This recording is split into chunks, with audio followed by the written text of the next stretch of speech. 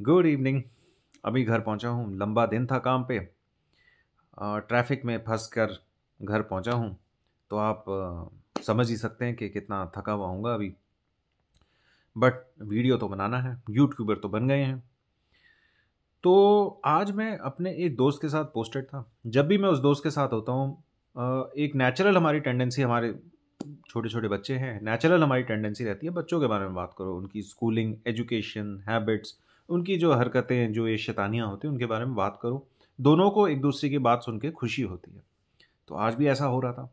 तो मैंने उसी टाइम मन ही मन में सोच लिया, आज तो भाई कुछ पेरेंटिंग के बारे में बोलना है। तो पेरेंटिंग के बारे में सबसे पहले अगर मैं बात करूंगा तो I have to start with children. क्या चिल्ड्रन का कोई ओरिजिनल फेस होता है? कोई ओरिजिनल कैरेक्टर होता है? जी हाँ, होता है। It is uncorrupted, unadulterated character. इस कैरेक्टर में जॉय होता है, चेयरफुलनेस होती है। चिल्ड्रन आर अलाइव, एक्साइटेड रहते हैं। वो हर चीज़ को एक जॉयस एटीट्यूड की तरह देखते हैं। उनके लिए हर चीज़ एक नया एक्सपीरियंस है।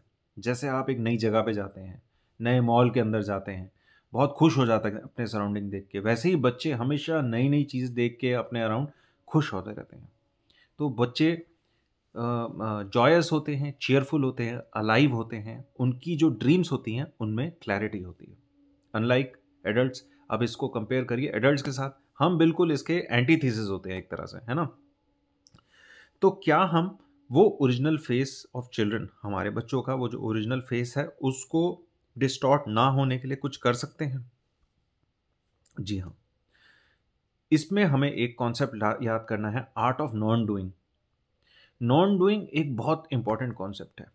कुछ ना करते हुए भी बहुत कुछ करना। अपने बच्चों को बार बार बिना टोके अगर हम उनको ये दुनिया एक्सप्लोर करने दें, they will learn much more.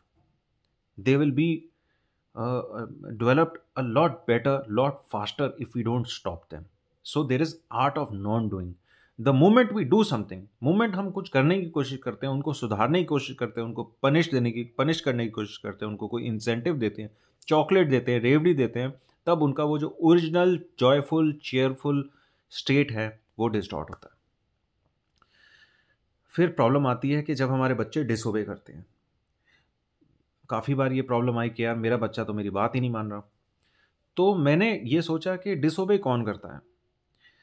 अगर एक बच्चा लॉजिकली डिसोबे कर रहा हो, अपना रैशनल दे रहा हो, तो इसका मतलब वो इंटेलिजेंट है। उसको डिसोबे को एक नेगेटिव उसमें नहीं मानना चाहिए, वो एक पॉजिटिव चीज़ है। वो अब उस प्रॉब्लम को अपने ढंग से समझ कर आपको डिसोबे कर रहा है, बिकॉज उसके हिसाब से वो लॉजिकल और रैशनल है।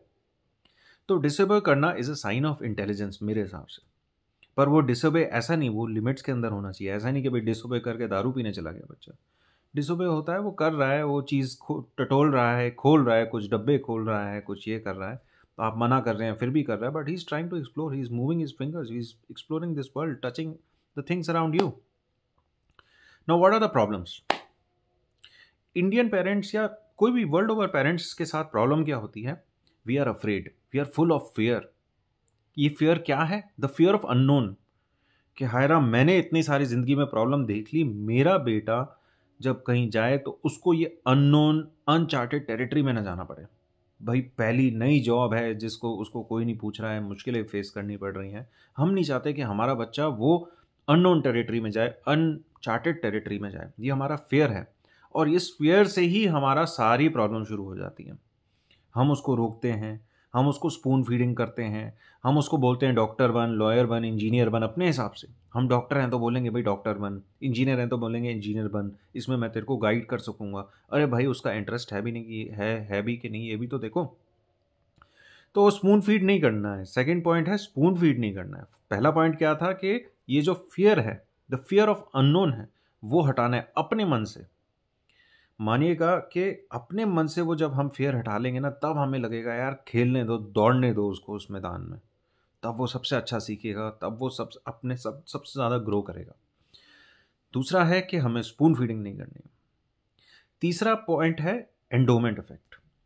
ये एंडोमेंट इफेक्ट क्या है? एंडोमेंट इफेक्ट बहुत कॉमनली हम में होता है कि हमारा है तो अच्छा है, हमारा है तो अच्छा है, हमें वो चीज़ अच्छी लगती है क्योंकि हम वो पोजेस करते हैं।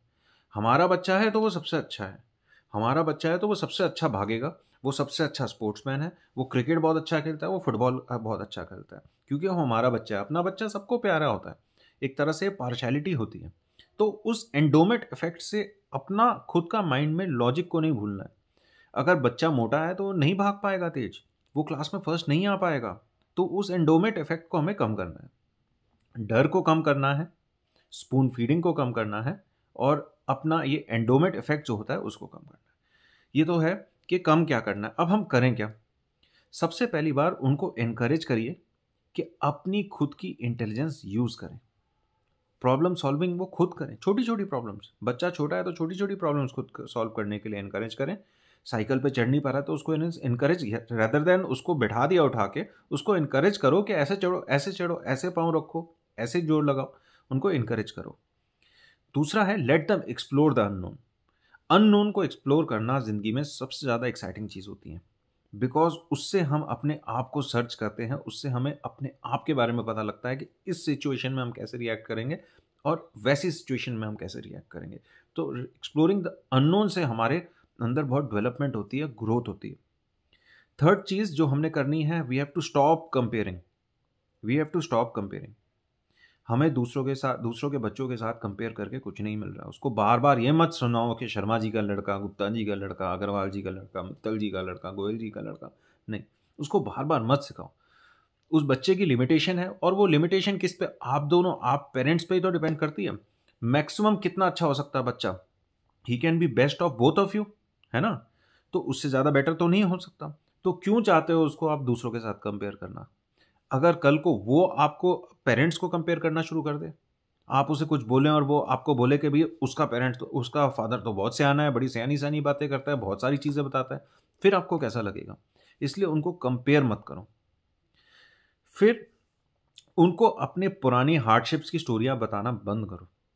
उनको बार बार ये बताना कि हम तो ये करते थे, हमारे टाइम पे तो वो होता था, हमारे टाइम, तुम्हारा तो कुछ नहीं है, ये हमारे टाइम पे होता था कंपटीशन, ये बहुत बेवकूफ़ी भरी बातें हैं। आज की डेट में कंपटीशन बहुत ज़्यादा है। बच्चों को सपोर्ट करिए, उनको अच्छा खाना खिलाइए, उनकी उनके साथ फ्रेंडली रिलेशनशिप मेंटेन करके रखिए। एक ऐसा रिलेशनशिप मेंटेन करके रखिए कि उनके मन में कोई बात हो तो आके आपको बोल सके बिना डर के। एक ऐसा रिलेशन मेंटेन, क्या हो जाएगा यार अगर बच्चा आपका आपसे बात कर लेगा, आप ही से तो बात करेगा, किसी और के साथ जाके बात करेगा तो उसमें ज़्यादा प्रॉब्लम लगती है मेरे को। तो आपसे बात करें, आप ओपनली हर इशू के बारे में उससे डिस्कस करें। फिर क्या करना है, हमें उनको प्रेशराइज नहीं करना, अननेसेसरली उनको प्रेशराइज नहीं करना। मैं तो देखता हूँ आजकल पेरेंट्स भाई टॉप के इंटरनेशनल स्कूल में भेज रहे हैं, बोर्डिंग स्कूल्स में भेज रहे हैं, फुटबॉल क्लब्स ज्वाइन करवा रहे हैं, बड़ी बड़ी कोचिंग क्लासेस ज्वाइन करवा रहे हैं, पर्सनालिटी डेवलपमेंट क्लासेस ज्वाइन करा रहे हैं, पता नहीं जाने क्या कुछ करा रहे हैं। भैया क्यों इतना प्रेशराइज कर रहे हो? तुम्हारा बच्चा can be as good as best of both of you, उसके अंदर तुम्हारी ही जीन्स है। तुम ज़्यादा प्रेशराइज करके उसको ज़्यादा मेहनत करके ज़्यादा डेवलप नहीं करा सकते। उसके अंदर जो खुद की एबिलिटी होगी ना, वो जब तुम एक्सप्लोरिंग द अननोन प्रमोट करोगे ना, उसको इंटेलिजेंस, अपनी खुद की इंटेलिजेंस यूज़ करने के लिए प्रमोट करोगे, उसकी पर्सनैलिटी मच मोर डेवलप होगी, है ना? फिर लास्टली उसको ये समझाना है अपने बच्चे को कि वी आर अ टीम। अब एक टीम में क्या होता है, क्रिकेट टीम में क्या होता है, एक फिजियोथेरेपिस्ट होता है, कोच होता है, डॉक्टर होता है, अलग अलग प्लेयर्स होते हैं, ये सब होता है। तो कोई कोच तो प्लेयर की जगह जाके नहीं खेल रहा ना, पर कोच अपने ही ढंग से कंप्यूटर में बैठ के प्लेयर का एक्शन देखता है, उसकी परफॉर्मेंस देखता है, उसकी कमियां बताता है, पॉइंट्स नोट डाउन करता है, जो कि प्लेयर नहीं कर पा रहा जो फील्ड पे है। फिजियोथेरेपिस्ट क्या प्लेयर्स के साथ जाके खेल रहा होता है? नहीं, बट वो देख रहा होता है कि क्या गलत कर रहा है प्लेयर जिसकी वजह से उसको दर्दें, एक्स एंड पेन्स हो रही हैं, उसको सजेस्ट करेगा भाई ये मत करो। वो अपनी तरफ से एज अ टीम खेलता है। तो हमें अपने बच्चों के साथ एज अ टीम बिहेव करना है कि although we can not play your game, but we are there as your supporting staff all the time.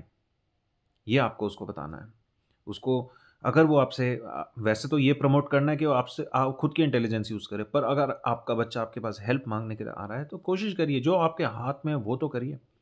इतना तो आपके हाथ में होगा ना कि उसको एक तसल्ली दे दी, उसको एक होप दे दी, उसको एक आराम दे दिया कि यार तू चिंता मत कर, कुछ नहीं होगा, तो हम देख लेंगे। और हमें इतना ज़्यादा, आप कोई बड़ा इंसान नहीं बनना, इतना कोई बहुत फेमस इंसान नहीं बनना भाई। कई बार बच्चे टेंशन में आ जाते हैं। So we have to tell them that we are a team. Thank you. कैसा लगा आपको ये ब्लॉग पेरेंटिंग के ऊपर? I am also new parent. मेरा बेबी जस्ट 2 इयर्स का है। मैं भी ये सब चीज़ें सीख रहा हूँ लोगों के साथ डिस्कस करके। इस मामले में तो बहुत सारे लोग मुझसे बहुत ज़्यादा एक्सपीरियंस है। आपको ये ब्लॉग कैसा लगा प्लीज़ कमेंट करिए, लाइक करिए, शेयर करिए, सब्सक्राइब करिए और कमेंट ज़रूर करिए। Make it an interactive blog. मैं जितने भी मेरे दोस्त भी देख रहे हैं, अननोन है, नोन है, प्लीज़ इस पे आप कमेंट करिए। मैं कैसे इम्प्रूव कर सकता हूँ और मैं क्या क्या नई चीज़ों के ऊपर बात कर सकता हूँ, वो भी अगर कोई सजेशन है तो प्लीज़ मेरे को बताइए। Thank you.